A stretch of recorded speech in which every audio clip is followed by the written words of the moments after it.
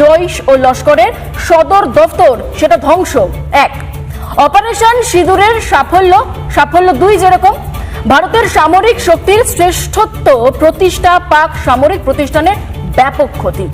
এরপর তৃতীয় সাফল্য কি রয়েছে? সিন্ধু যে জল চুক্তি স্থগিত সহ অন্যান্য পদক্ষেপ, দৃঢ় কূটনৈতিক পদক্ষেপে শত্রুকে ধাক্কা। এরপর চলে আসে চতুর্থ সাফল্যের দিকে। পাকিস্তানের যে অর্থনীতির ব্যাপক ক্ষতি তা বিশ্বের কাছে হাত পেতেছে পাকিস্তান। এরপরে পঞ্চম সাফল্যে কি রয়েছে? পাকিস্তানের পাশে নেই বন্ধু দেশগুলি, দরকারে ফের প্রত্যাঘাত করতে পারে ভারত। এরপর ষষ্ঠ সাফল্য, শত্রুর বিরুদ্ধে প্রস্তুতির পরীক্ষা, সামরিক শক্তির জয়, ছবিতে যেটা একদম স্পষ্ট। আর কি কি সাফল্য রয়েছে দেখাই আপনাদেরকে। সপ্তম সাফল্য কি রয়েছে?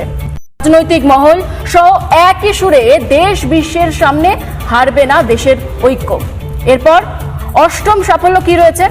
সামরিক মতবাদের পরিবর্তন, সন্ত্রাসকে যুদ্ধ হিসেবে দেখবে ভারত, যা ভারতকে প্রত্যাঘাতের স্বাধীনতা দেবে।